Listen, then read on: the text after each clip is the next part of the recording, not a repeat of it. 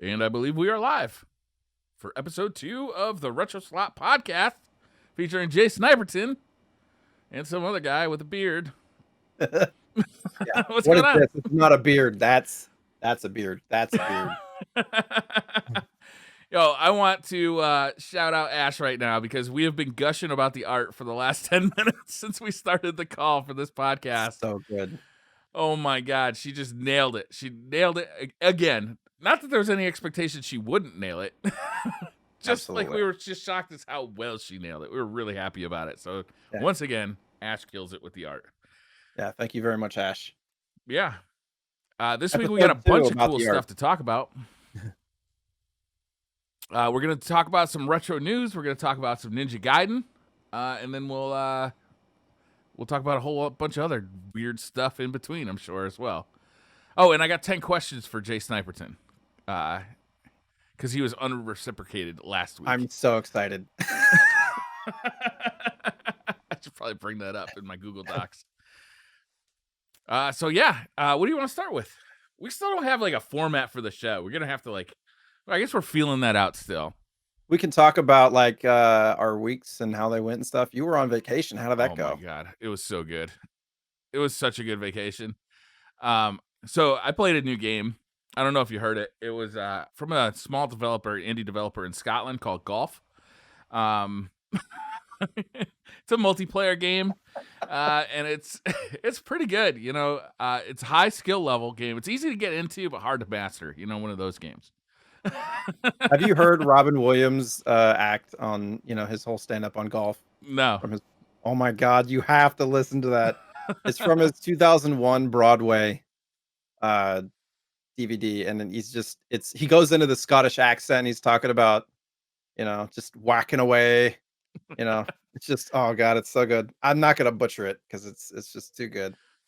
But yeah, I also tried some newer games. I tried Nier Automata, which I wasn't digging. I put about 3 hours into that. It's on Game Pass now, so I gave that a shot. I didn't really dig on it, and then I tried Final Fantasy 15, and I realized that you basically just hold one button down for the combat in that game, and was not impressed, so I put that down.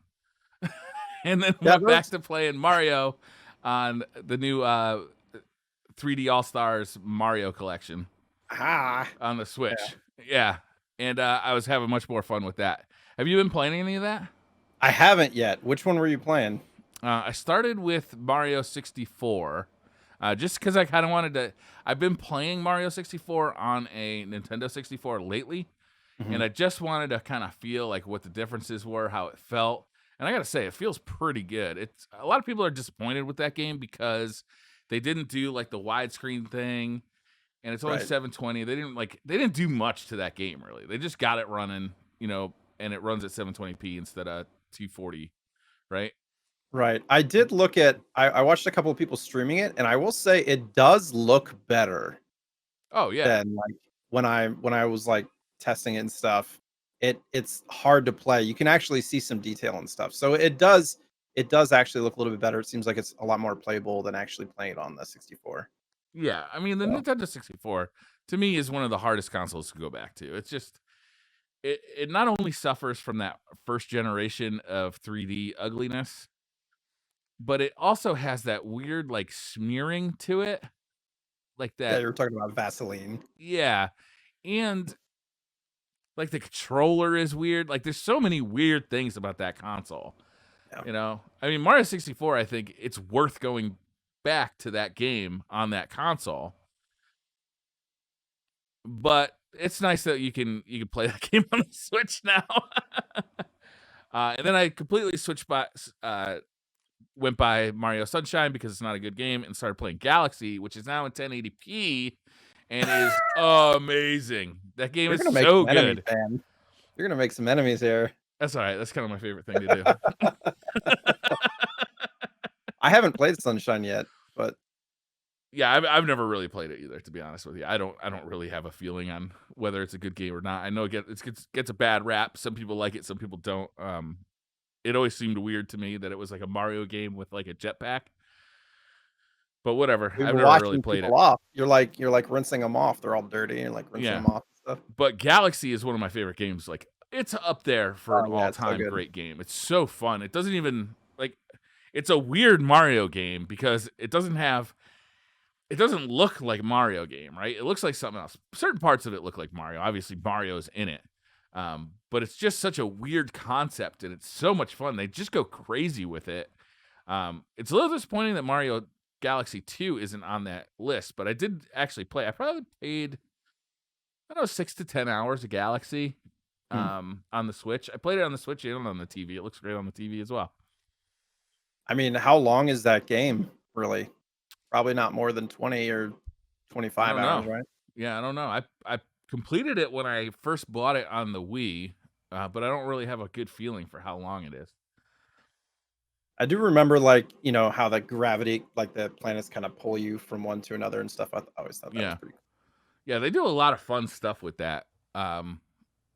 It's just a damn cool game. It's a little sad that they kind of went back to kind of more normal. Although Mhm. I haven't played Mario World a lot, Super Mario World, For Super 3D Nintendo? World Oh, for the Wii Galaxy? U. Oh, yes. 3D And people World. really like that. So, Yeah. maybe it's not a shame, but it was a cool concept. It was a really good game. How about you? What have you been up to for the last 2 weeks? Just trying to like organize the house, kids and all that stuff. And so buying shelves for the garage and trying to get some stuff out of the office. I'd like to eventually get it to a point where I can show off things. Because right now it's Yeah. just, it's just not I don't want anybody looking in here. No? But I have been playing on Mondays. I've been playing Link to the Past because I had never beat it before. Oh, okay. So I'm farther now than I ever have been, and I don't understand why anybody would want to watch somebody get frustrated and try to figure out these dungeons by themselves. But yeah, people are like trying to help me and stuff. I'm like, but you've played this before. Like you're acting like I should know this stuff, and I'm like, that's not obvious. Like there's no real cue to do these things a lot of the time in that game. So like I'm like going from side to side of the map and trying to figure out how to get things and whatnot. It's been fun and it's more satisfying. It almost feels like Dark Souls to me. Like Really? like oh my god, like the final boss fights, a couple of them are, pretty brutal.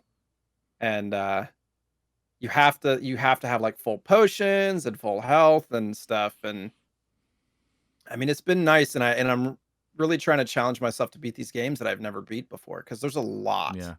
a lot of It's classic. funny. I don't remember that game being hard, Oh my god. but I haven't played it like in a modern setting. Like I only Yeah, played it when it was a new game. yeah, But and when you're a kid, obviously you have unlimited time, right? yeah. Like you have unlimited time. You have found everything. Mhm, You know exactly how to play that game. You right. know, that's interesting.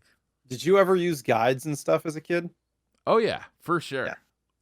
Yeah. Like if there was one available, I mean that was pre-internet days, so you had to actually like have a paper right. copy of a guide either in Nintendo Power or some other magazine.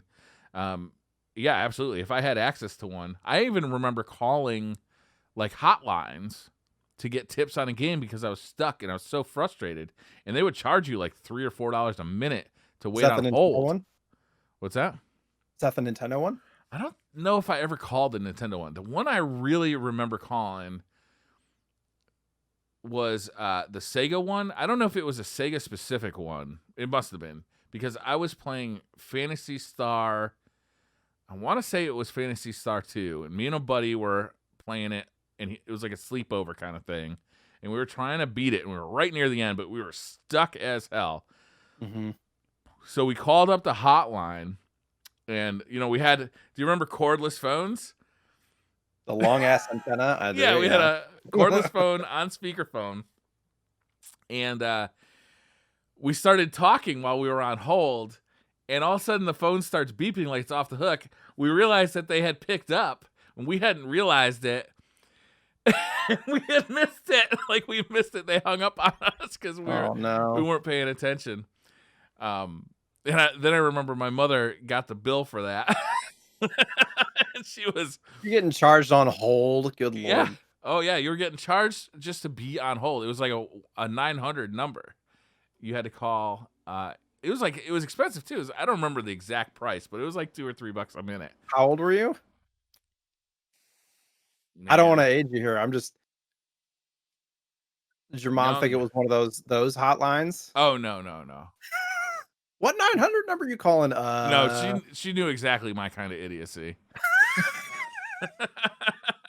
Did you guys end up beating the game?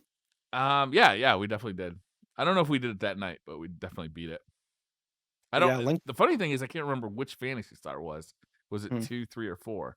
I know it was on the Genesis. That's all I really remember about it. Yeah, Link to the Past definitely feels like one of those games, kinda like Pokemon, where if you don't have a guide or somebody helping you at some point, you're gonna miss something. Because there's, like, there's extra bottles that you can get, and there's different gear, and they're just hidden. It's all hidden, and, Yeah, you like have to, behind bomb walls, or yeah, well, it's like different chunks of the map are only accessible when you have certain abilities and stuff, and so you have to, like, almost either somehow remember off the top of your head. I imagine if I had the fold-out map, it'd probably be very helpful to be like, "Oh, that's where that stone is where I have to lift," but, like, not having that map, I'm just, like, trying to remember where stuff is, and, there's, like I just unlocked I think I've got through the 5th dungeon, so I just unlocked the Titan Gauntlets. They're literally called Titan Gauntlets, mm, and they're the ones where you can lift, like, the dark boulders and like, big metal ones. And before that, I'm just looking at this, I'm like, I know there's something back there, but I can't get to it. So, um, there's just a lot of going back to the same areas over and over and over and over again with different abilities just to find unlocks and things. And then there's the different worlds, right? So you gotta traverse the normal world where you're Link, and then the other world where you're essentially a bunny, but you have the mirror or whatever. And it's just been really interesting because I've never experienced it before past the first hour or two. mhm, Like, I was the kind of gamer where if I got stuck and frustrated, think like first or second dungeon, I'd just stop playing. Like, mhm, all right, it was a rental, I'd take it back, and that was the end of it. It's just how it was. So yeah. forcing myself to sit down and play it is interesting for sure.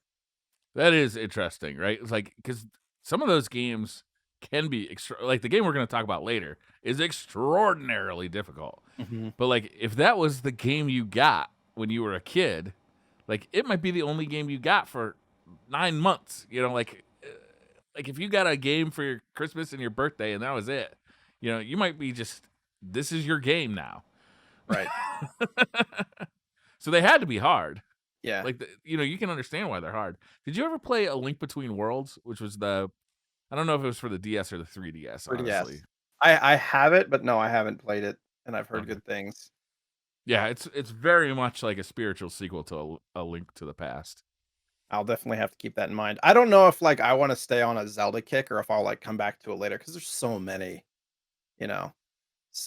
And there's no real good way to stream a 3DS game unless you have the like, you know, the, the hacked 3DS or whatever. So unless they brought that game to Switch, which I don't pretty sure it's not, but now that they've discontinued the 3DS, which, we could talk about that. They've like officially dropped support for the 3DS. Yeah. Uh That was bound and to happen, right?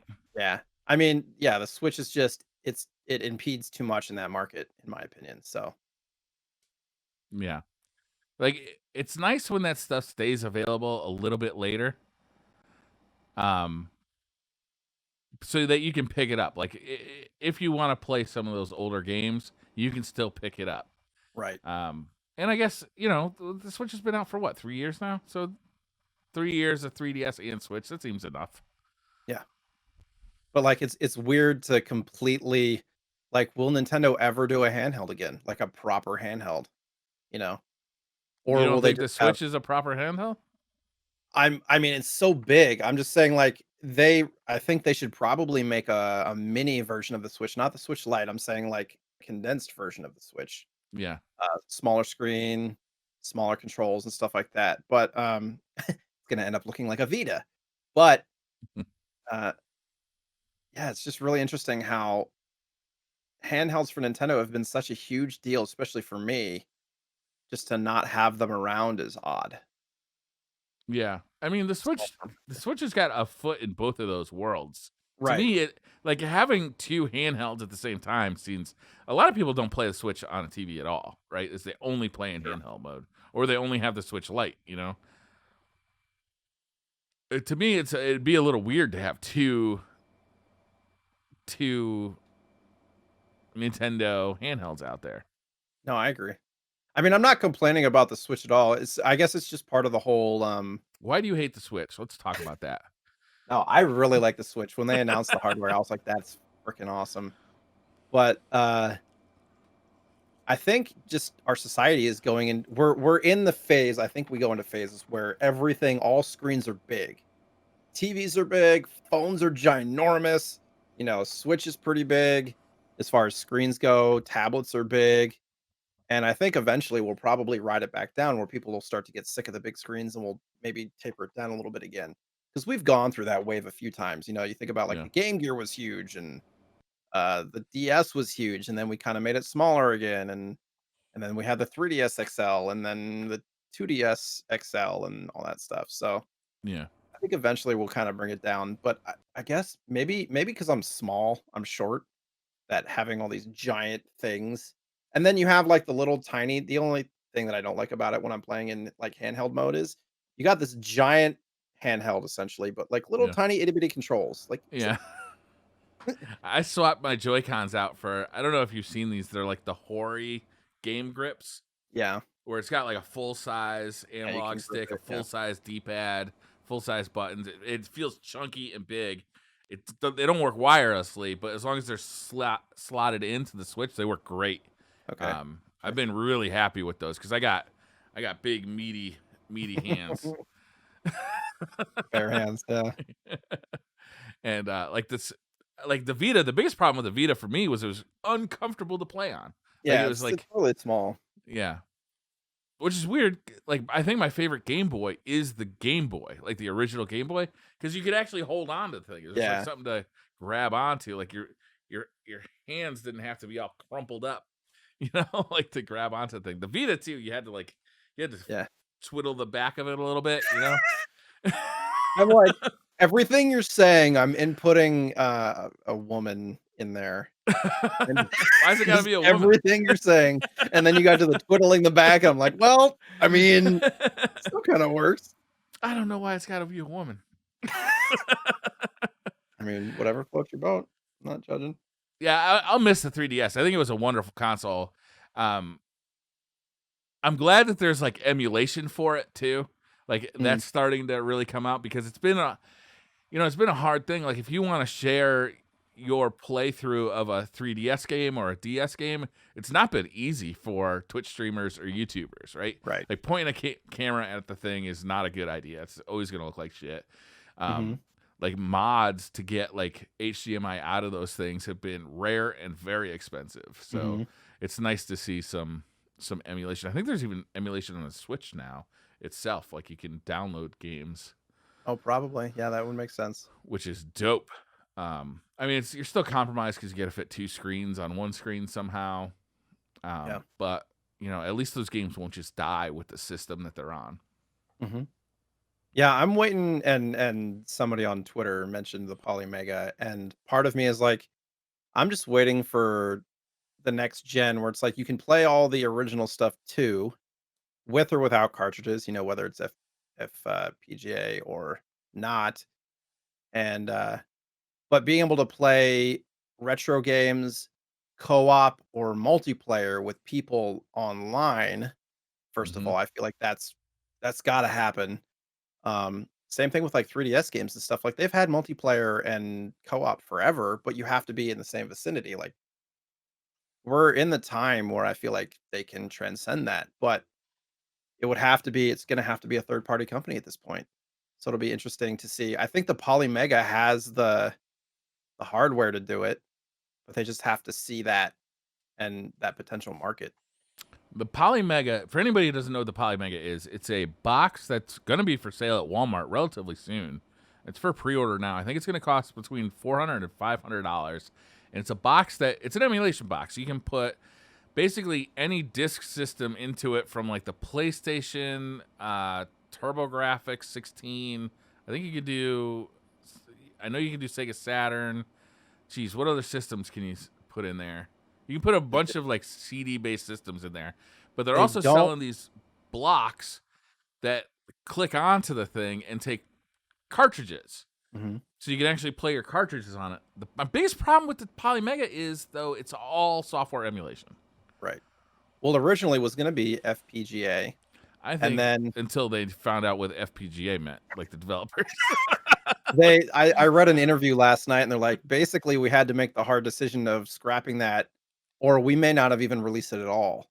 And they're like, it allowed us to do things like Saturn emulation, which is apparently a pretty rare thing. But the problem that I have, probably most of all, is that it doesn't support N64, which is like one of the needs that needs to be met soon, in my opinion. It doesn't support GameCube, which I find a little bit weird, and it doesn't Hmm. support PS2. It's like Mm-hmm. those are some of the biggest systems to. I mean, it's got to be like So a what right does stick it or support? something. It supports Like PlayStation everything 1, else. Like Sega everything Saturn. else. Um, does it support Dreamcast? Pretty sure it does. Wait, I wonder if it's a power no, limit that you're running you're right. into. It doesn't. It doesn't support Dreamcast either. I don't think. I wonder if you're just running out of power with the chip that's on there, that they can't emulate the higher end stuff. Could be. It seems Sega expensive CD, to me, to be honest with yeah, you. I haven't ordered one because it just seems expensive for what it yeah. provides. I mean, it's gonna be like $1,000 to play all your games. 'Cause you got to get all the attachments and And it's stuff. all emulated anyway. Yeah. And you So, can't use ROMs. You have to use original discs or cartridges. I mean, that's probably for legal reasons. If you think about it, downloading ROMs and whatnot I don't is care. gets into gray, gets into I a don't gray care area. why. I just know that it doesn't. Yeah. It supports Sega CD, Sega Saturn, and this is all regions too. So Yeah. if you're a multi-region collector or player, then it has a lot of value. TurboGrafx, PC Engine CD, Neo Geo CD Japan, PS1, yeah, for all regions basically. So yeah, it's got to be a power limit. Like if it can't do PS2, it can't do if Dreamcast isn't that hard to emulate, right? I mean, Like you your wouldn't think phone so can easily considering do you the had stuff on Dreamcast. CDs. What's that? I mean, you could put games on CDs, which I thought was weird. Yeah, it backs up your CD. Actually, is when you put it in, is it copies it to a hard drive and like makes Right. a ROM. So I'm sure that when this thing hits the big like public, like people are gonna create software that you can load ROMs onto. I'm positive, Oh, I'm but sure. it doesn't come like that out of the box. So Right. you're gonna have to make that happen. Polymega is interesting. I think it's really expensive for what they're offering. Yeah. Like, and that's from somebody. I bought my Mister. My Mister cost around $500. Yeah. But I mean, to me, Back that on thing offers so much more because it feels like I'm playing an original console. You know, right. in a lot of Can ways, not in every way. can you I mean, I really haven't researched the Mister much still, but You should. can We should you talk about my Mister. I love talking about it.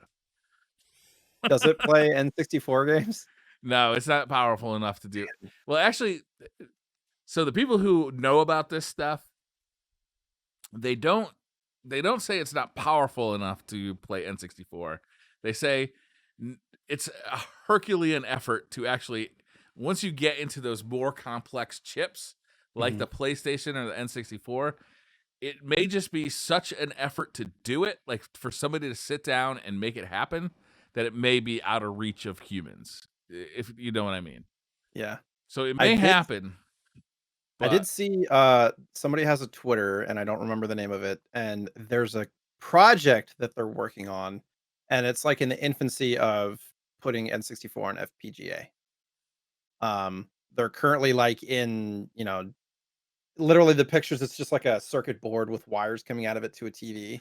mhm. And it's like almost like a step by step. They're like, okay, now I'm working on color representation and stuff like that. And they're like showing the colors just being all janky and whatnot. But somebody is working on it. I don't know how somebody like Analog, like a manufacturer, is going to get a hold of it. But I mean, it's probably like a 5-year project. But for me, that's really the system that I want to have an FPGA version because it's one of the ones that is most difficult to make look good on a modern setup.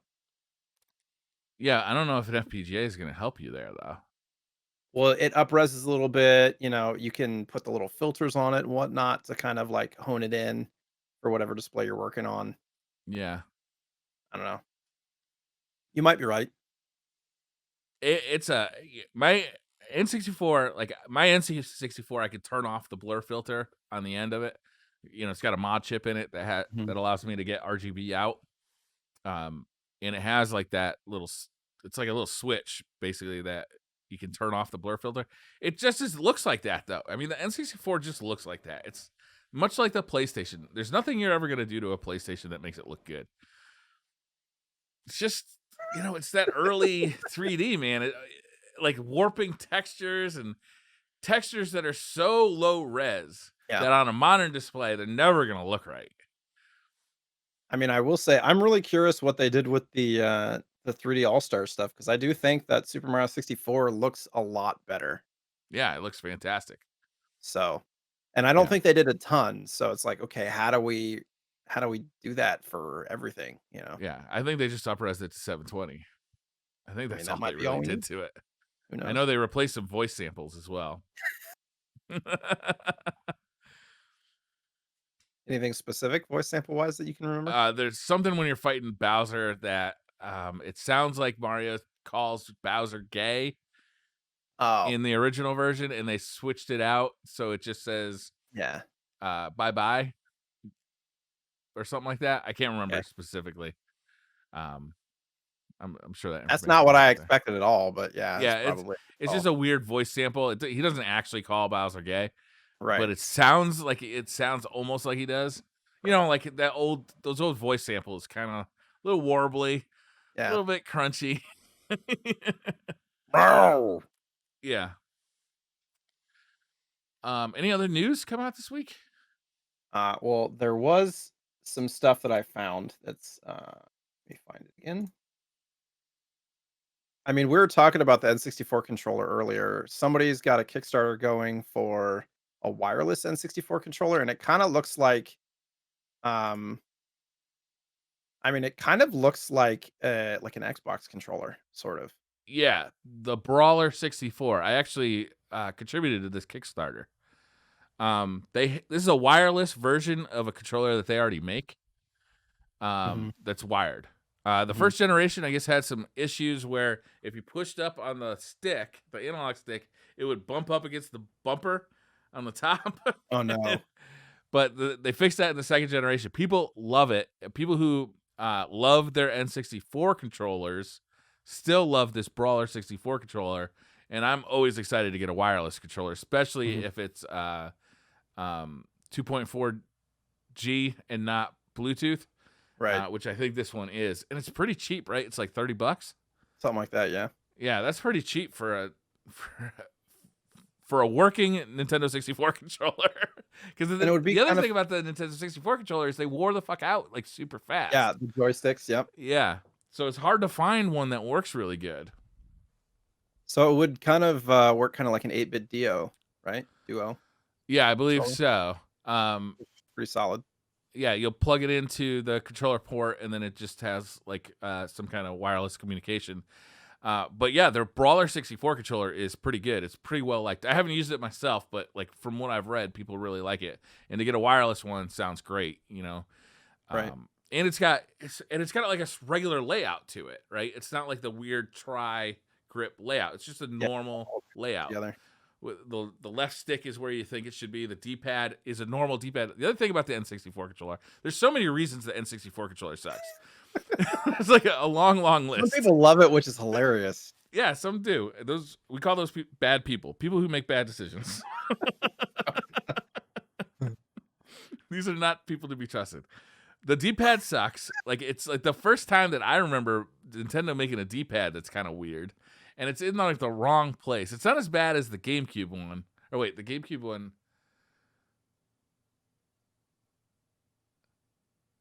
I don't remember actually. I was like, "Is he okay? Did we just freeze?" um, but it's like you got to move your anyhow. Yeah, it's like a normal Xbox layout. The buttons are in a row of 6, so if you play fighting games, I don't know that there's a whole lot of fighting games on the Nintendo 64, but if you do play any fighting games, like there's a row of 6 buttons, which is nice. It's a nice looking controller. Like, It, what games used the control pad, like the directional control pad on 64? Anyways, do you remember? man, I'm not that big on the Nintendo 64. I feel like everything used the joystick. I mean, I'm sure there's stuff that used control pad, but There must be, right? maybe Smash Bros. Oh yeah, Smash Brothers. There it Something is. like that. Oh, didn't Yeah. Smash Brothers use the stick though too? Oh, it did, but I'm saying like for precise movements and If you want to whatnot. be I a mean, pro Smash Bro, yeah, I don't know. I don't know if there's any pro Smash players out there that could tell us what you typically play with, joystick or a control pro pad. Smash Bro. Speaking of Smash Bros, apparently there's an NES game being developed with a Wi-Fi chip in it so that you can play with other people around the world. Really? That's Current interesting. Yeah, So it's the currently cartridge itself has the Wi-Fi chip and they communicates are like developing multiplayer? the cartridge apparently. Yeah, so currently it's available in browser flashcard or emulation, but they're working on like an actual physical cart. That's awesome. Yeah. Like, I'll why I'll is buy that that. like that yeah, that seems like a market that could be tapped into, like making modern games Yeah. in an 8-bit or 16-bit style that you can play on your original consoles and you can play with other people. Yeah. I think that's relatively common actually. I think a couple of those come out every year and they get Really. sold. Yeah, like you can buy games that have been developed in the last like 5 to 10 years that have come out on cartridges for like 16-bit. Coffee Crisis I think is one where it's like a beat 'em up where you play like a coffee barista with a bag of coffee beans and you beat people over the head with it. I'm trying to think of other ones. Do they have Wi-Fi chips though? No, the Wi-Fi chips is dope. That's Yeah. awesome. Yeah. I mean, bandwidth is so relatively cheap and quick now that it makes a lot of sense. Yeah, that's amazing, Yeah. right? Like, what if you could just like, what if they just came out with like a new version of Double Dragon that had a Wi-Fi chip in it and you could play with your best friend, Exactly. like Well, just that's like what I when was you were talking about. kids? Yeah. Yeah. Oh, That's what I okay. was I didn't talking get about. what Like, you were. Yeah, Polymega should tap into that kind of, you know what I'm saying? Like, if yeah, they were the platform that could take any game that you had and make it playable, like, why is that? It seems like they probably have talked about it. But that game that I just mentioned, the NES one, is called Super Tilt Bro. You can play it on browser for free, I believe, currently. And it said that they're working on the cartridges, but it's going to be a while. it very much did look like an 8-bit version of Super Smash Brothers too. Yep. Yep. Like it really does. It almost kind of looks like the original like Super Mario Brothers, like the one where you have the different levels and you got the POW block in the middle and stuff. Yeah, Kind of looks like that to me a little bit. yeah. I'll probably pick this up. This Yeah. seems cool. Like sometimes I just want to support somebody who's doing something awesome, even though I'm Right. not like 100%. I don't really like Super Smash Brothers that much, but like this is just fucking cool, and I want to Yeah. support it. Pretty sweet. And then imagine playing that like on the analog, Yeah, especially streaming it. Yeah. yeah. God, I can't wait for my analog. So it's coming. We got like what, like a month and a half ish, 2 months maybe. Yeah. Do you remember what did they say a time in November? No, I just thought it was November. Yeah, they just said November, right? And that'll probably Probably slip to November December. 10th. Probably November 10th Mother, did you get or that did you week. get an Xbox and a PlayStation? I did. Yeah. Yeah, me too. I it's a lot of money. It's a lot of consoles dropping in November. Yeah. And I had to get multiple pre-orders because of the Amazon nonsense where they're sending out like, we may not be able to fulfill all the orders, just heads Same. up. So Thing. I had to, yeah. Me and the wife were talking about it, and we were briefly thinking maybe we should like just let them all show up and then flip them on eBay. And then I was like, I don't know, like I can't do it. The only way I will do it is if like I have it in hand and all of a sudden they're just exploding on eBay or something. I'm like, well, I can't justify keeping it if they're Yeah, going for $1,500 or something like that. I'm like, I just can't do it. maybe what I should do is let it show up and then put it on eBay for like retail price, just to drive the price of them down on eBay. I mean, you could, but the problem is then you're hitting, you got like 20%. You're gonna take a 20% cut from fees and shipping and stuff. Maybe I should just. What I was thinking is I was just as soon as one ships, I'll just cancel the other ones. Sure. Yeah. If they But I haven't don't shipped even yet. know, like, with the way that shipping is working right now. Yeah. We I shipped it kind 2 of. weeks ago. You'll get it eventually. Yeah. Yeah. I had something literally take like 6 weeks. Dude, we Interesting. just got toilet paper that we ordered in like March. It's in stock now. Oh, no kidding? Yeah. Great. Perfect. Well, it's not like toilet paper is gonna go bad, It's like just throw it in the Dude, closet. this toilet paper though. Can I tell you my toilet paper story? Sure, You know, apparently. obviously toilet paper was out of stock everywhere, so everyone was Yeah. panic buying toilet paper. So my wife went on Amazon and was like, literally, like they were having like countdown timers to like, okay, it's gonna go live now, and then she clicked to order it. She got toilet paper. The entire roll is about the size of a beer can. Okay, we got 36 rolls of it. And like, if you can picture a beer can, like for audio listeners, you know how there's like an outer diameter of a beer can, and then there's like an inner diameter where like the lip is, where they like stamp the top onto. That is the total width of toilet paper on these toilet paper rolls. It's like It super is. thin. Oh, it's like you It's like get a maximum 2 poops out of this toilet paper roll. I have so many Maximum. questions. It's And it was like gift wrap. $36. It was like $1 a roll. That's like gift wrap width, like a gift wrap tube. Yeah. Oh, that's perfect. That's perfect. It's like somebody took gift wrap tube, just left it white, and chopped it into like 8 pieces and shipped it out as toilet paper. Is it like mega thin too? Yeah, it's not that bad actually. It's not that bad. He's going through I've the had worse. experience. Have you ever been to like a trailer and they have like the like like a motorhome or something, and they have like the biodegradable Yeah. paper? That stuff Well, sucks. technically all paper is biodegradable, right? Yeah, but this stuff is like meant to be like super fast. It's like, where'd it I'm go? not quite done with it gone. yet. It disappeared. I was still using that. It's in your hand, and all of a sudden it's gone. Like melts in your hand, not in your mouth. It's like the opposite of. Oh, it's terrible. My toilet paper story. I mean, when all that stuff was going down, I was looking on Yeah. Amazon, and the only things that I could find were like the joke toilet paper. It was Uh-huh. like, Oh yeah. like toilet paper with a poop emoji on it, or potential like certain political figureheads on them and Yeah. such. That's the only thing that I could find. I didn't buy any of it. I was like, well, I guess we're gonna be using tissue paper or something like. And I know you're not supposed to use tissue on the toilet, but we're gonna be taking lots of showers. Yeah. Figure it out. Yeah. I don't know. We never actually ran out. Like we made it through Right. okay. I never actually ran into a crisis. But we were making like mental calculations, like how's this going to go down? You know? Two squares per wipe. That's it. Yeah. That's all you get. I mean, we have we have to get our drain snaked about once a year as it is, because we have a pipe that goes from the basement out to the road that's got a tree above it, and the tree has like the roots have like broken the Oh, pipe.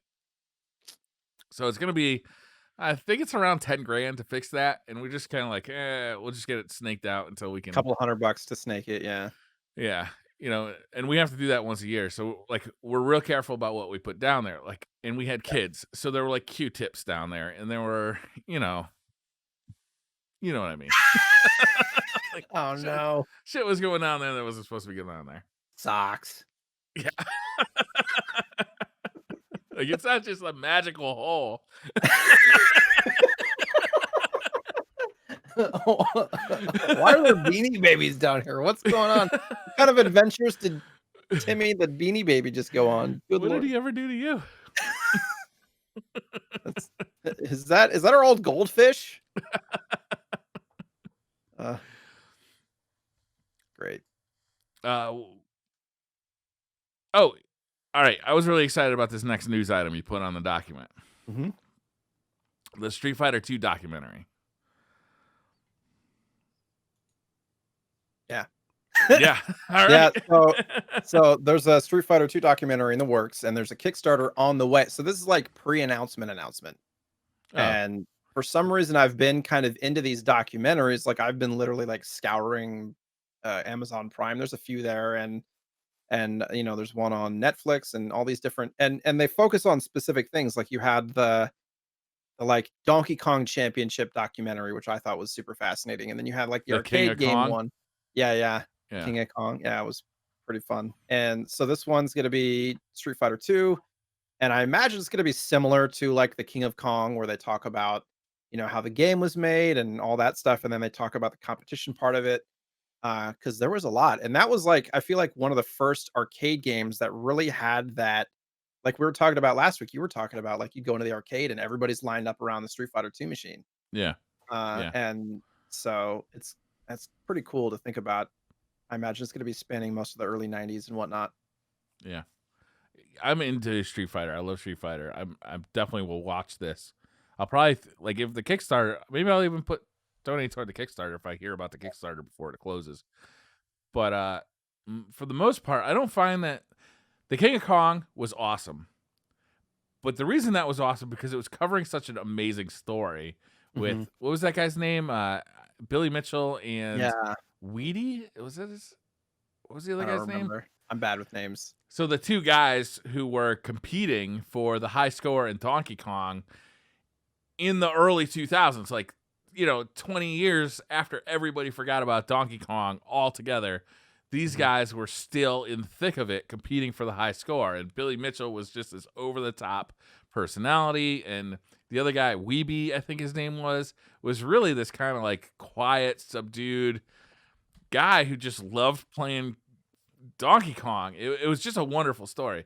So many of these to me are just like, all right, guys, we want these video game documentaries seem to be hot, so we're gonna assign you to make one, and they're like, okay, and like this one that's on Netflix that's been getting a lot of airtime, like people keep talking about, like I didn't find was very informative to me. There was like Mhm. a couple of interviews that I thought were somewhat interesting, but it seemed to be like a very surface level.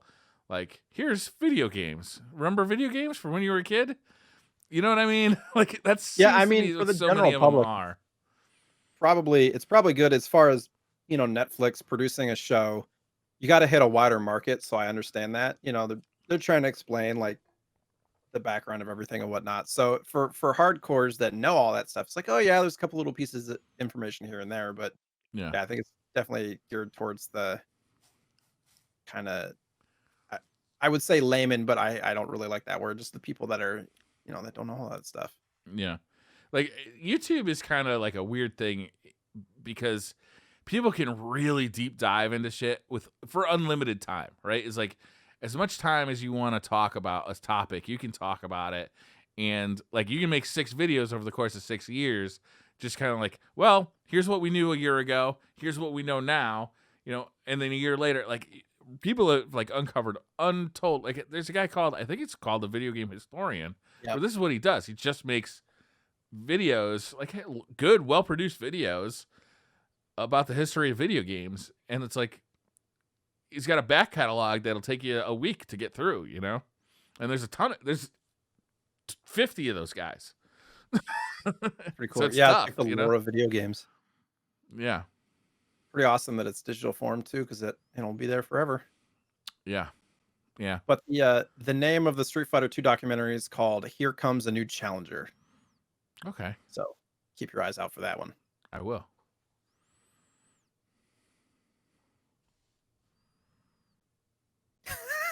Uh, there's just a couple of more like smaller things as far as and they're mostly just stuff you can buy. There's a Game Boy Art Collection pre-orders are open from Bitmap Books, and they're shipping out of the UK. There's like different versions. So for anybody, and it covers like both the East and West cover art. So for somebody like me who pretty much only collects Western stuff, it's kind of tough because there's a lot of Eastern and PAL stuff in there. But it's basically like a coffee table book that has all the different art and whatnot from Game Boy, which is pretty cool. I like that kind of stuff. Yeah, and then Fan Gamer, and this is actually a whole conversation. I feel like Fan Gamer They make all sorts of gaming memorabilia and whatnot. They have a Conker from Conker's Bad Fur Day plushie with the voice of the original Conker for sale for $32, actually for pre-order right now. Like a pull string? Um, yep, pull string, pretty sure, or a button or whatever. Actually, we can look at it. But my question is this teasing something? Oh, like a new Because Conquer game? right, like, I mean, how long has it been? Does Rare still make games, Oh really? yeah. Yeah, they made So, they're doing Sea of Thieves. They got another game coming. I mean, wouldn't this be the perfect time to bring another Conquer game out? Like, I people don't have been know. I've been hearing from people like, "Man, it'd be really cool to have another Conquer game." 'Cause the To last those people I would say, when's the last time you played a Conquer game? well, the last one was Xbox, so, like, 20 years ago, And that 15 was years. just a remake, right? Of the N64 game? It was like a remake, plus they had multiplayer levels or something, right? Live and Reloaded, like, you could play it online. Because that game's kind of hook was it's like a mascot, it's like a cute mascot game, which were very popular at the time, but he's got a foul mouth. Right. Toilet humor, lots of that stuff. Yeah, yeah. And I wonder if that kind of thing really makes sense anymore. Because mascot like those mascot games kind of aren't around any although they're kind of making a comeback. Ratchet and Clank is making a game. Mario is kind of stayed popular. Yeah, Sonic Mania was really popular. I don't know. Maybe it does still work. I don't know. we'll see. But, yeah, I thought that was really interesting. I was like, "Why would they" other than just the whole, like, retro part of it, but they're even selling a glass called the Cock and Plucker Pub. Hmm. So, which is, I believe, a Conquer thing in the game, I imagine. Did you ever play the game yourself? A little bit, but Same. again, like, I have it and I've played it on N64, but this is another reason why I want an easy way to play N64 stuff on, modern setups because I don't have we don't really have the room to have a whole separate setup for retro games. Like, ideally, you have, like a Sony Trinitron or some kind of old tube TV because it'll look better, but, or run your SCART cables and all that, which I might end up if there's no God, there has to be some kind of thing. Like, my brain just goes like analog.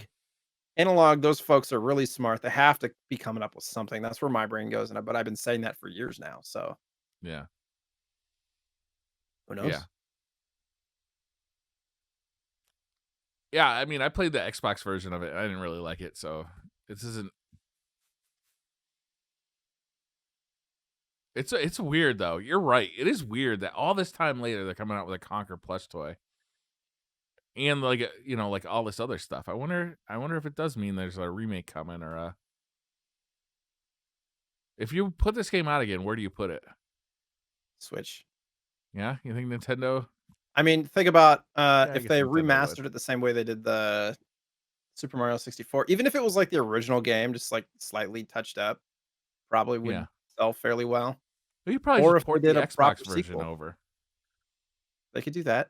Yeah, I mean, it would be nice to have like a proper sequel with like, new gen graphics, but yeah. A sequel would be interesting because like where does Conquer fit in the world now?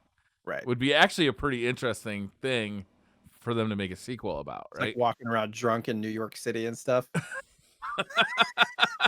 Like Mario Odyssey, but dark. Yeah, basically.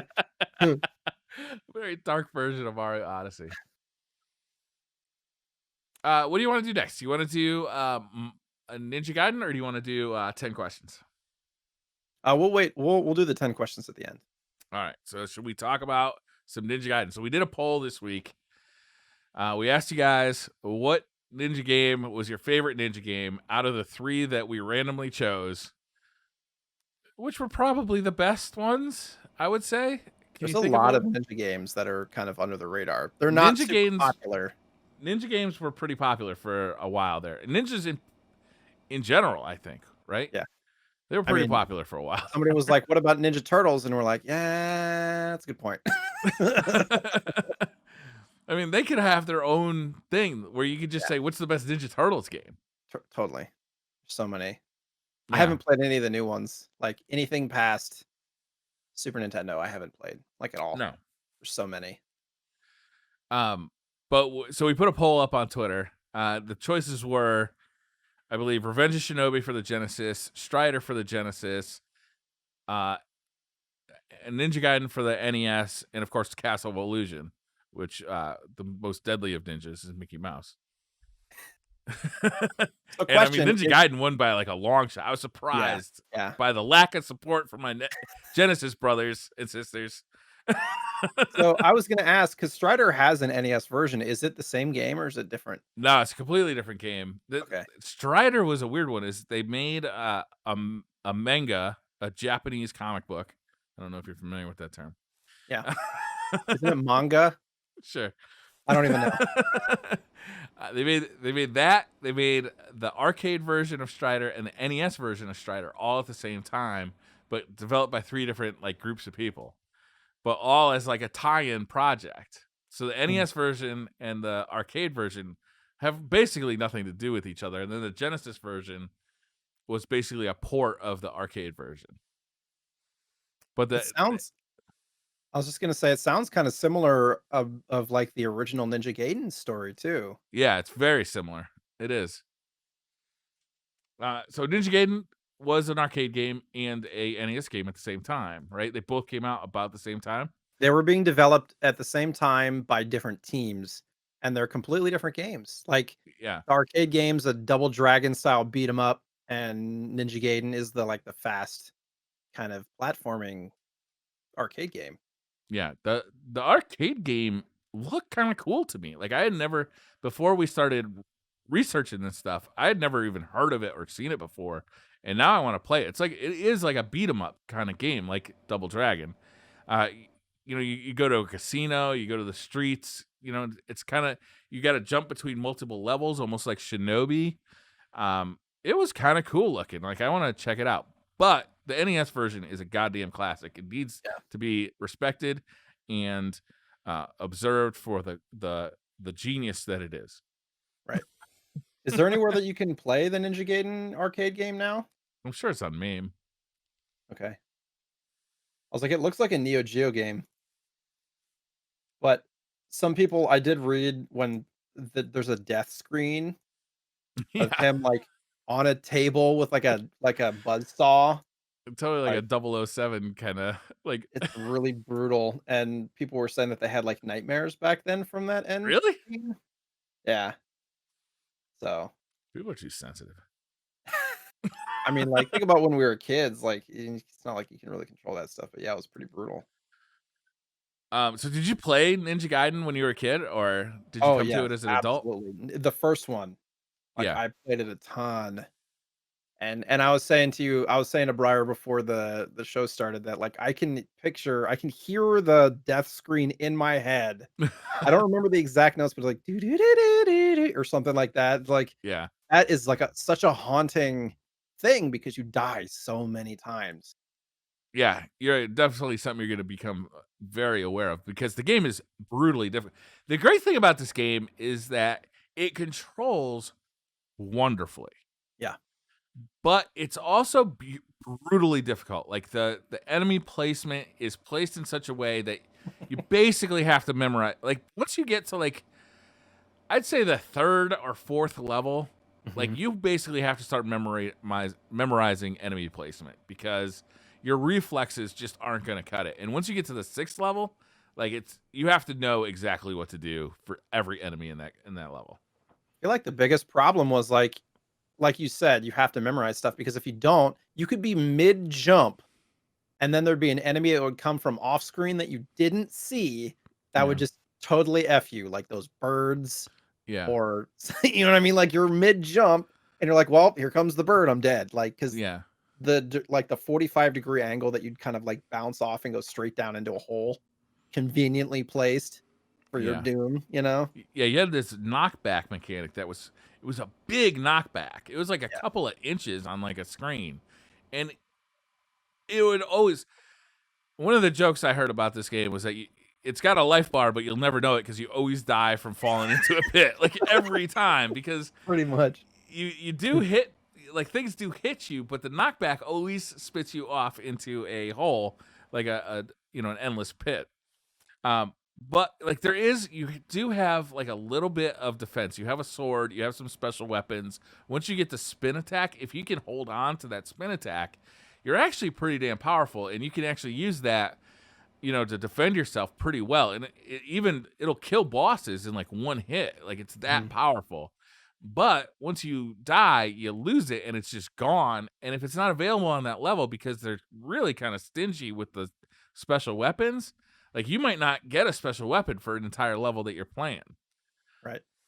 It's a brutal, brutal game, but it just controls so well. It feels so good. Like the running, the jumping, the wall grabbing, and the jumping. You can kind of like bounce between two walls to climb them. You can even Um, go up on one wall and stuff too, which I yeah, feel like is yeah. kind of rare. Was Um, was it one of the first games that had like the wall bounce jump mechanic back and forth? I don't know, but it felt really good. It was a little bit annoying in that it would activate when you didn't want it to Yeah, sometimes. it's true. Um, It's like but the Castlevania stair stuff. It's like, God, I didn't want yeah, to do that. Yeah. yeah. But yeah, I mean, it I don't remember it, going back that hard. It's hard to remember like the first game that had a wall jumping mechanic, but it felt really good in that game. But it was the first game that had like cinematics in it, right? Like Right. the first home console game, And it's and the funny. cinematics were brilliant. Yeah, because Tecmo, that was kind of like Tecmo's MO back in the NES too. Like even their sports games kind of had that cinematic, like, they'd come in for the pregame and stuff. So they definitely revolutionized that for the console. But and they were also saying that I believe Ninja Gaiden was one of the first games that had jumping and attacking midair, which is Mm. absolutely necessary in that game if you Oh think yeah. about like, all the enemies midair and how different it would be if you couldn't do that. God, I didn't realize it was that too. Yeah. That game it's really a mind blowing game. Like it was it's an early NES game too, right? I believe it was 88, I 88, want so to not say. that early. The back of the box. 89, 89. And what the NES came out in 84, right? 85 in the North 85. America. I Okay. believe it was the year before in Japan, I think. So not that early. And then the Super Nintendo came out in 91. Yes, that sounds right. God, it seems like Ninja Gaiden was like there for the entire time that the NES was there. I'm surprised it came out that late because they made Yeah, 3 of them too. yeah, I'm gonna look at the boxes right now and confirm. So Ninja Gaiden 1 was 89, Ninja Gaiden 2 was 90, and Ninja Gaiden 3 was 91. So 3 Yeah, years they in a just row. banged them out. Yeah, and I don't think the cart I just recently picked up the Ninja Gaiden trilogy on SNES, which is funny because there's a couple of facts that are different in that game actually than the first 3. Yeah. Yeah, Ninja Gaiden got remade in like on everything, right? It was on everything. Most of like the computers got the arcade version, like so if you had a Commodore, MS DOS, like all those weird British computers that nobody's ever heard of. And then like the Game Gear and the Game Boy got versions. The Game Boy was ported from it was a different game in development and they just made it a Ninja Gaiden game. Yeah, so it was, Shadow of the Ninja for the NES, which is a pretty pricey game now, and I don't own it, but, uh, Ninja Gaiden Shadow was originally owned by Natsumi, which was the developer of Shadow of the Ninja, and it was supposed to be their Game Boy, like, version of Shadow of the Ninja, but Mhm. Tecmo was just like, "Yeah, we're just gonna buy that from you," and they changed some of the music, to kind of more fit the Ninja Gaiden style, and that was basically it. So if you go back and look at like Shadow of the Ninja for NES and then compare it to the Game Boy game, you're like, yeah, that is a different game, Yeah, but it and the still played pixel well. the the character looks somewhat like Ryu from Ninja Gaiden, but Right, like nothing else in the game looks anything like Ninja Gaiden. right. And he's got like this weird grappling hook thing. Oh yeah, it's like Bionic Commando. Yeah. And it was a very like from what I read, it's actually one of the top like the way that it handles and plays and all that stuff. It's really, really good. So Hmm. I actually picked it up a couple of months ago and I haven't played it yet. I'm kind of waiting for the pocket, but kind of excited now to play it Yeah. because I haven't I played the Shadow Ninja yet. I do have the Game Gear version in Ninja Gaiden, and it's okay. It's not nearly as good as the NES version. Right. It's Um, that's more of a port of the Sega Master System game, I believe. yeah, the Sega Master System game I think is not that bad. But it's weird, like you're killing guys in business suits and stuff. It's not quite as fantastical as like football players and Right. like there's all sorts of weird stuff in Ninja Gaiden, right? It's like Yeah. you got Jason in there, you got killer birds, you got guys with football helmets that just run after you, like cheetahs and stuff. Like it's Yeah. Oh, weird. yeah. Like And then the you have like Castlevania enemies where they're all like draped in cloaks and stuff. yeah, it's a weird mishmash of like themes and stuff. Even the story, like we talked about the cutscenes, but the story is bizarre. It's like you start off and you know your father dies in the cutscene before the game starts, and so you're like on this trip to like figure out like who killed your father, and like it's this kind of noir like storytelling. Like the cutscenes look very noir, but the Mhm. story is just batshit crazy with like demons, and the CIA comes and abducts you, and like it's like two statues that put together to make a demon. It's a weirdo story. A green ninja that you never see again that steals your statue. My name is Ryu Hayabusa. You killed my father. Prepare to Yeah. die. It was really cool when I was a kid. It doesn't make any sense, but man, it still looks amazing. Like the art Yeah. they use, like if you're watching the video version, we have like a picture of Ryu above the Retro Slot podcast logo, and like that's right out of the game. Like it was from the NES. It was super impressive. It's looking very surprised in that picture.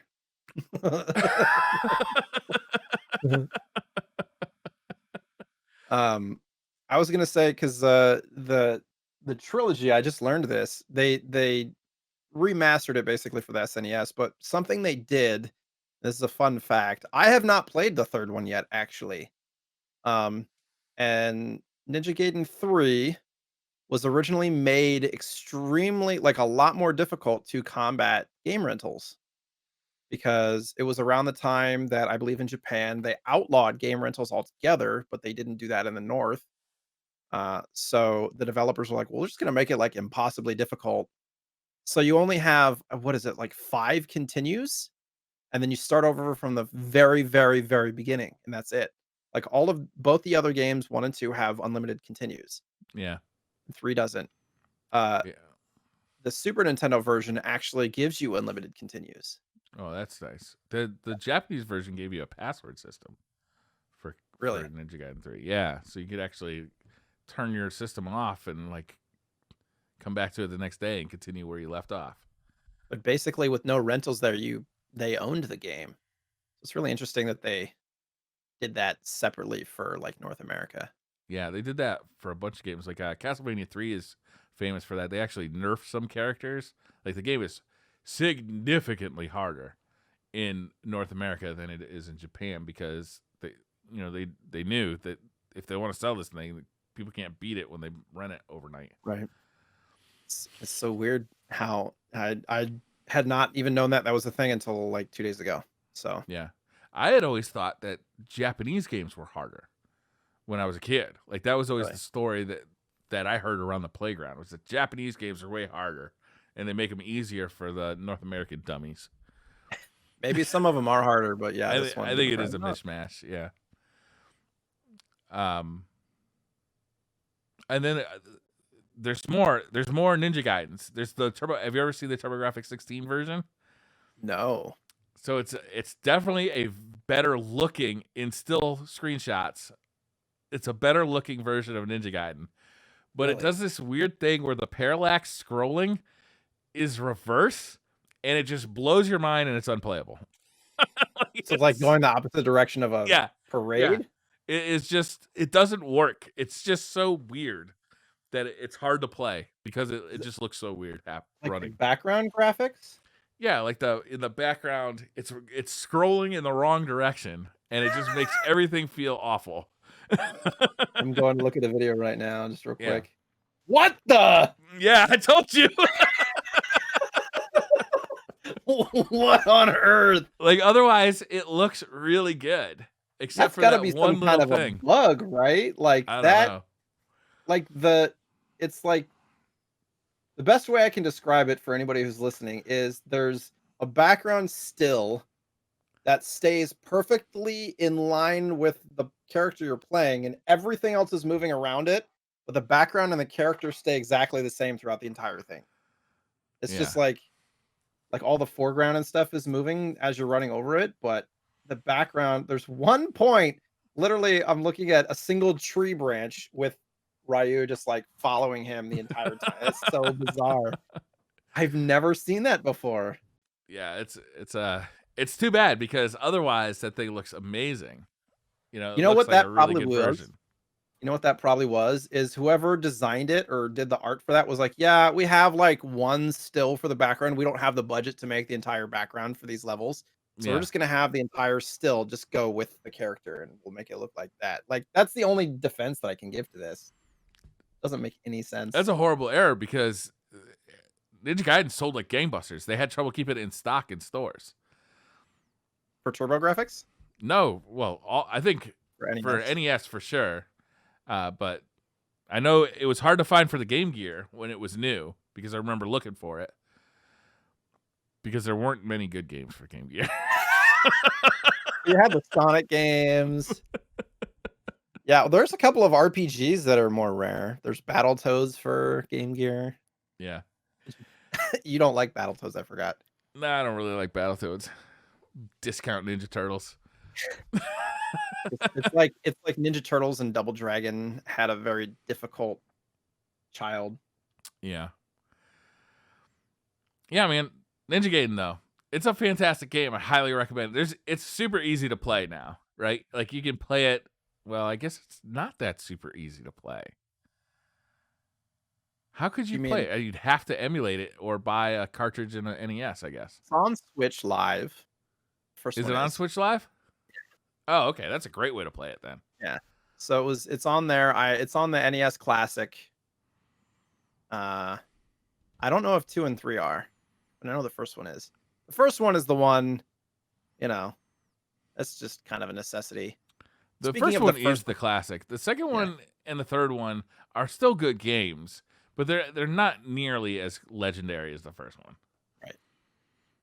Right. I did learn that apparently the final boss, and I'm not gonna spoil if you've never played it, final boss of Ninja Gaiden 1, there's a rush, there's like, it's like a multi-boss kind of fight. And if you die, you start at the beginning of the level as Mm-hmm. opposed to the beginning of the boss, which is typical. And that was a bug. Yeah. That was not intended. And Tecmo was like, eh, Yeah, they not liked gonna it. fix it. In every other, like, unless you're, so this is the difference between losing a guy and like continuing. But if you just lose a guy in any other part of Ninja Gaiden, you start at the beginning of the sub level. So if you die in 6-2, you start at 6-2. Right. Except if you make it to the boss. So if you die at 6-3, so there's 6-1, 6-2, 6-3, and then the boss. If you are low on health in 6-3, you need to just die and start again with a new character in 6-3 because you want to go into the boss with high health. Right. Because it's a 3-phase boss, and it's the second phase in particular is pretty hard. I think. I gotta go back and because I've recently, I think I got through like the fourth or fifth level, and then I just kind of stopped time. Yeah. But I gotta go back. I don't know if I've ever actually beat it all the way through. It's really hard. I've never beaten it all the way through. I've gotten to the last boss, and I've watched people do it. So I know that it's like I've looked up YouTube videos like how are people doing this? And I see them do it, but I've never made it happen. It's actually one of the reasons that I got away from the Retrokin what is it called? Hyperkin Retron. Retron 5, yeah. that's why I got rid of Retron 5 is because I could feel the lag in that, and I'm like, Mm, this game is like, you have to be so fast to kill these yeah. enemies. Then I'm like, I'm gonna try and get an NES and see where this, see if this actually makes a difference, and it did. It helped me get much further in the game, but I still haven't beaten it. I haven't gone back to it though in a while, so maybe it's time. Maybe it's time to go back to it. That's why we gotta Switch felt start. okay. We gotta start announcing the game, Right. so we have 2 weeks to play it. Because we chose this game like 3 days ago. Yeah. we gotta give ourselves more time on that. Yeah, for anybody listening, the plan is to start a Twitter specifically for the Retro Slot podcast, and we'll have polls. And actually, I want to do a giveaway at the start of it too. So, um, for a copy of the Super Mario 3D All Stars, we're going to be giving that away. Oh, nice. And yeah, we'll have all of the podcast stuff there, so we don't have to clutter up like the DCP feed and whatnot. Yeah. Make it a little easier. Somebody mentioned in chat the Ninja Gaiden Black. Did you ever play the Xbox games? I did play the first Xbox game, and it was awesome. Yeah. But again, extremely difficult. Yeah. they they kind of leaned into, oh yeah, Ninja Gaiden games are hard. Typical. It almost reminds me of now the way that like Dark Souls are. Like that's kind of how it was. Like frustratingly difficult. And I remember I got to a certain boss. It was like this big ogre dude. It was like one of the probably third, fourth level, something like that. And I just couldn't beat him. And I was like, I guess I'm done with that. Yeah. I just kind of put it away. The system was really cool. Like, you'd kill enemies and you'd get these little orbs for like, I can't remember if it was like your super or something like that, but just the way it like auto collected, that whole like mechanic of you didn't actually have to go over the orb. I don't know why. Like, this is like a quality of life thing for me. But like if you were in the vicinity of the little orbs, they go and they like suck to you. Like I felt like that was kind of a unique thing for that. Yeah. And now you see it a lot more. But yeah, Remember it when was a great Glimmer game. used to do that? What's that? Remember when Glimmer used to do that? Glimmer? Yeah. In Destiny. Trying to remember. Now you have to Probably. walk over to pick it up. Yeah. Now you have to actually physically walk over it. Yeah. Yeah. Anyhow. 10 questions? Sure. All right. Let me bring them up. I brought up all right, 10 questions for Jay. There's 11. We're not counting though. All right. Super Nintendo or Genesis? Super Nintendo. All right. Genesis or TurboGrafx? Genesis. All right. Say 2 nice things about the TurboGrafx. It had a really unique controller.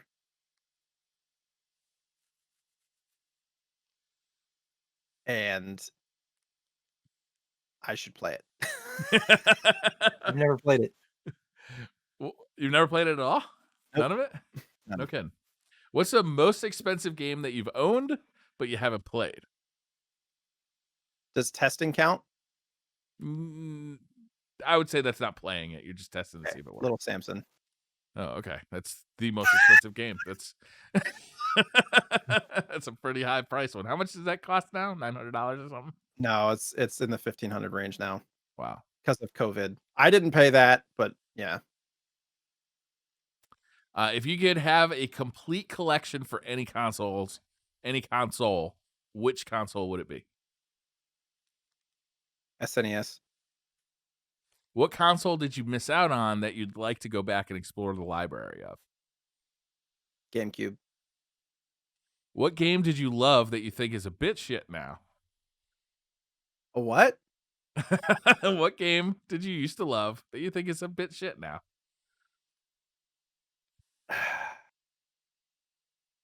Batman on Game Boy.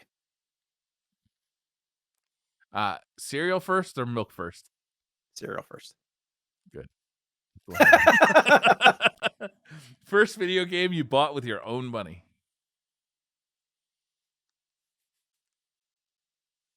Probably like Pokemon Red. Oh, okay. Probably. What is the first game that you beat?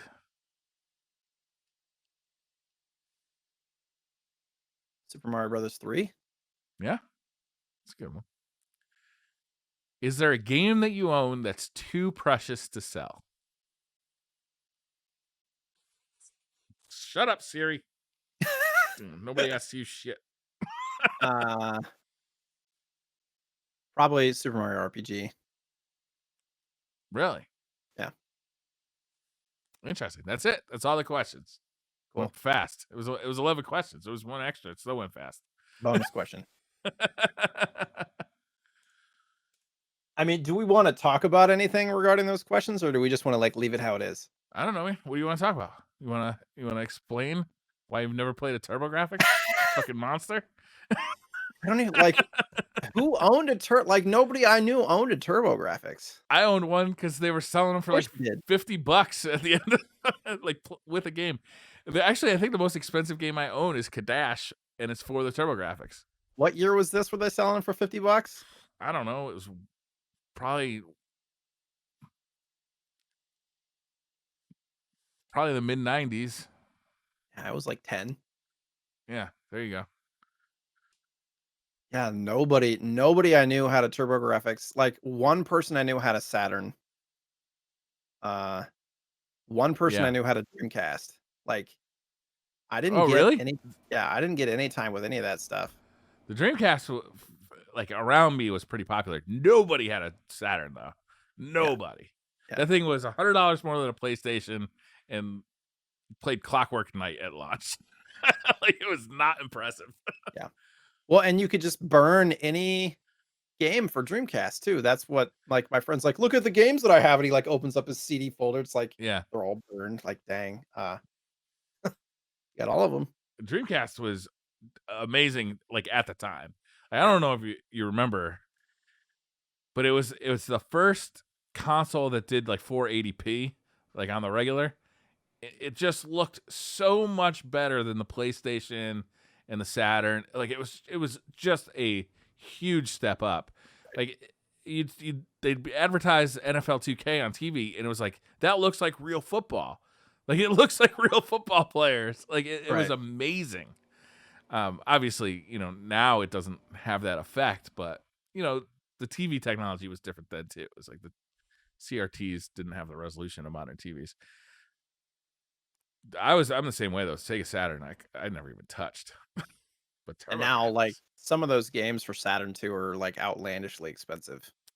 yeah, yeah. Panzer Dragoon and stuff like in the 1500 range, Is it really? over a grand. Yeah, You in know, in you, like complete condition. Yeah, for sure. I've been trying to find a copy of Panzer Dragon Orta for the Xbox. Xbox. Yeah, those Yeah, aren't super expensive. no, it's like $40 or something. But I've been trying. I really like that game. That's one of my favorites. So describe that game to me. I've never played it. It's Panzer Dragon. So they made 3 Panzer Dragoon series games for the Saturn. 2 of them were on-rail shooters, and one of them was an on-rail shooter combined with an RPG.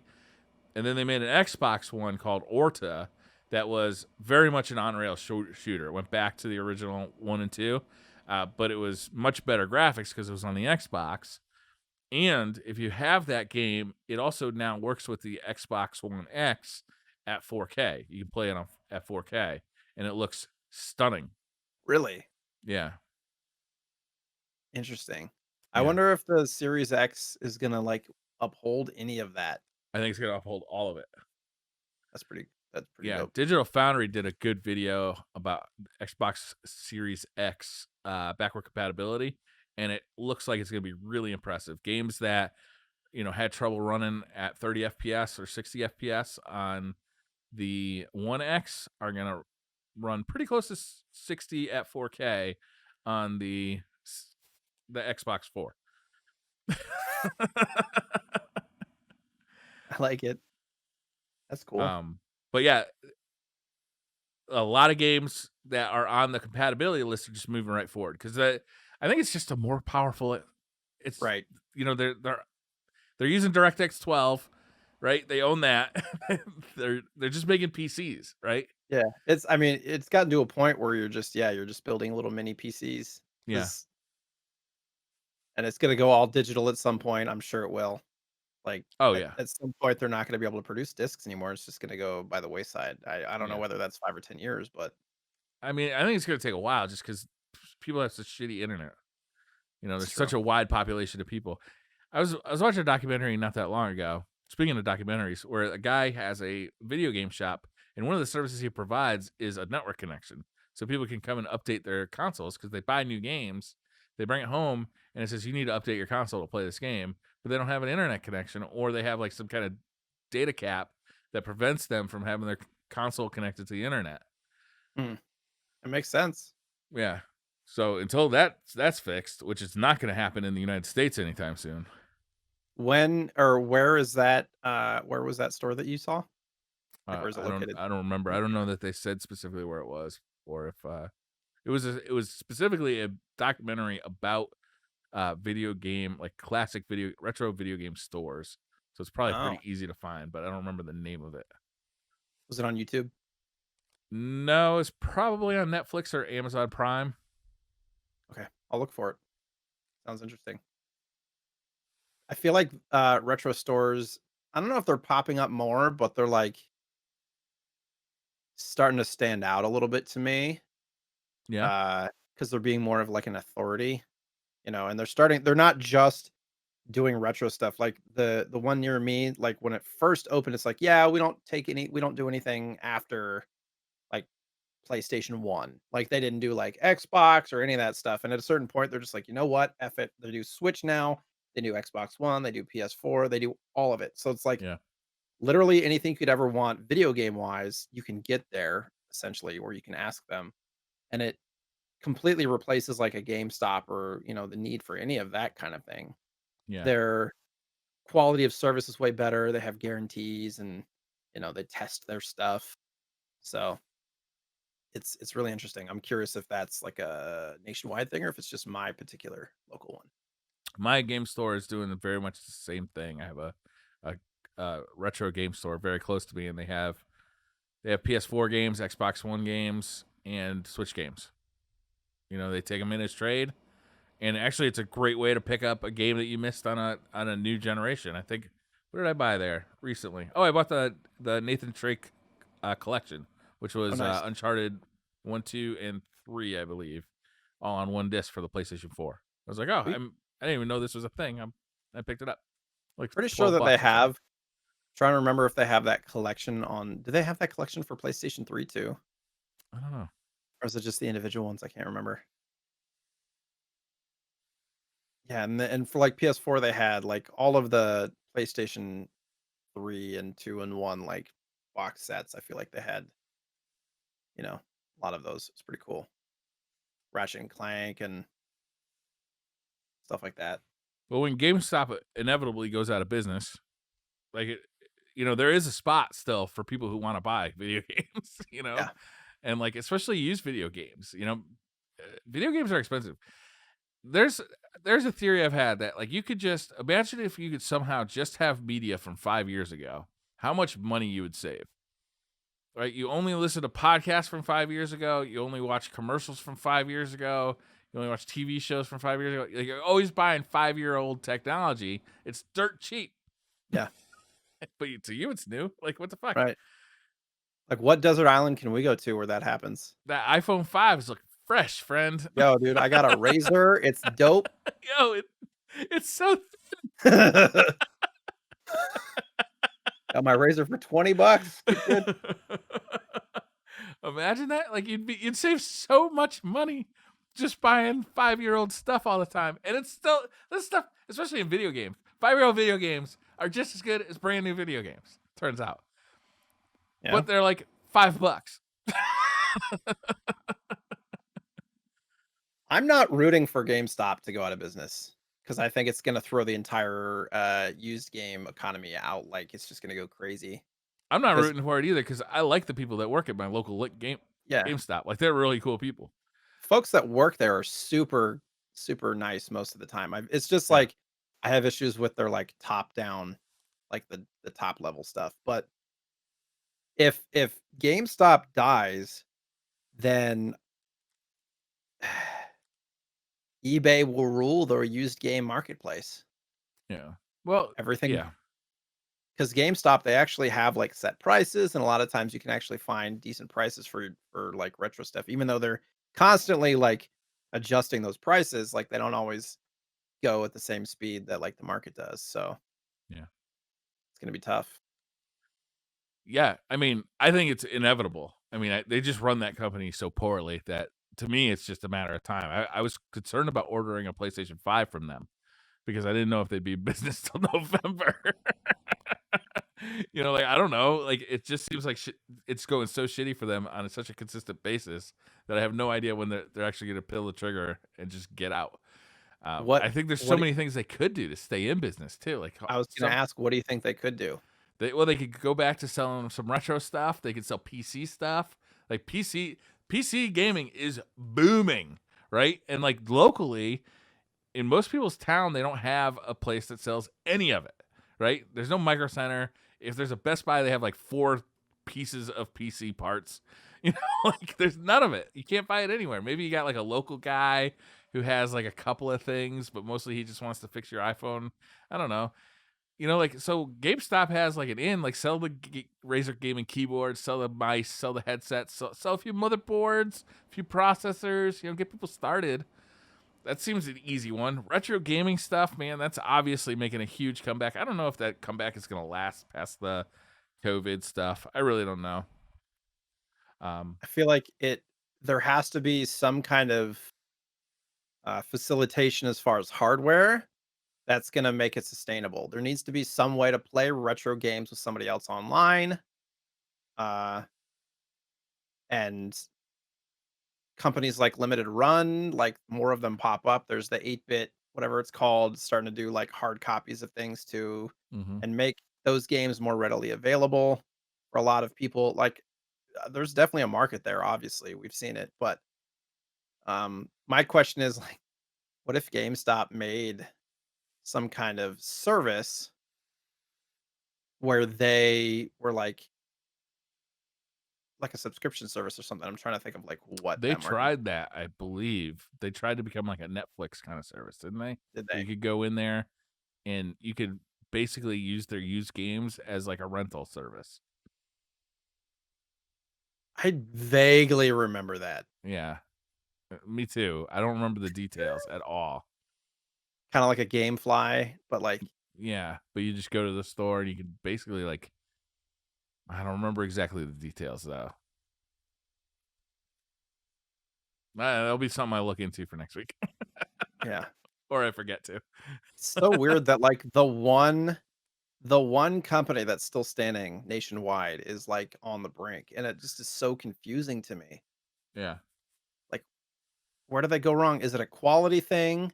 Is it, No, is it it's you can. Most people just buy their shit on the console itself. You just digitally download it, yeah,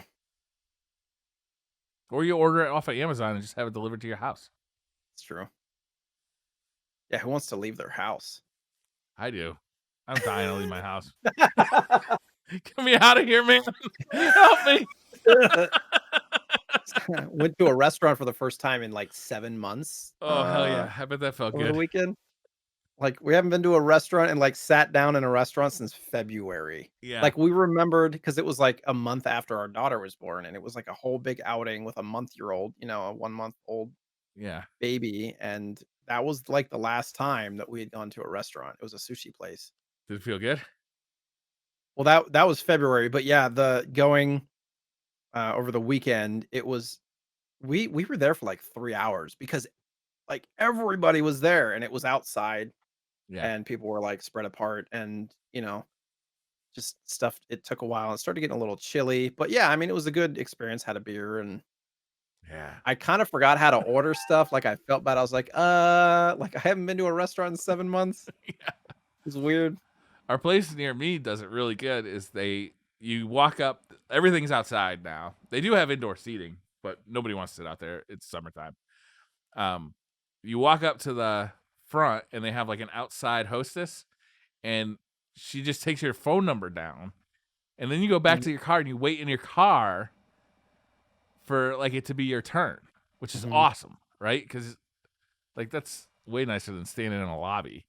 Yeah, that's kind of how it was for us too. Yeah, They had a phone page. yeah. We went there after golf, and we were sitting in outside in the tent in the parking lot. It was was really nice having beers and shooting the shit. God damn, it's nice to talk to people. Remember when you used to go to bars and like shoot the shit with your friends and fuck. Yeah. For me, that's I mean, pretty much my opportunity to do that now is cons. And so Yeah, not having that at all this year has been kind of tough. yeah, yeah. That's where we met for the first time. It was at the St. Jude Play Live event. Summit. Yeah. Yeah, drinking at the bar in the Yeah. evening. We had a lot of downtime that weekend. Yeah, we Uh did. so being smart, being safe. But yeah, there was I can't wait for things to get back to normal if it ever will. You know, this might be the new normal and it's tough to cope with that, but Do you think masks will ever go away? Or you think those are just going to be like flu season comes around, people are wearing masks? I mean, how long have people been wearing masks in the East? For a long time. Long time, yeah, So since I it was a might just be kid. the new normal. Yeah. Yeah, Not everybody, but a lot of people probably. yeah. Well, not everybody is wearing them now, which is scary as hell. I do Yeah. photography on the weekends, and like there's people like out with their kids not doing the mask thing. Like scary as hell to me. Like whatever. I'm not their boss. Yeah. We tell our 4-year-old, we're like, if you want to come with, you got to wear the mask. And he's like, okay. And he'll like Yeah. wear it. And he's gotten used to it now, which is weird. Like it makes me sad. And we took our our daughter who's 8.5 months to the restaurant and there was some family with us. And she's like looking at the family like, I don't know who you are because they're all wearing masks. And it's Oh like you yeah. have to get used to seeing people with masks. And it's just Yeah. weird That that won't stay a dynamic. thing though. Like family events, people won't be wearing masks Oh, once this is right. over. Yeah. God, can you imagine that? Like, you never know what your family looks like. Growing up, not knowing what your family looks like because Yeah. everybody's wearing masks. Yeah. It's weird. It's like having Batman as your father.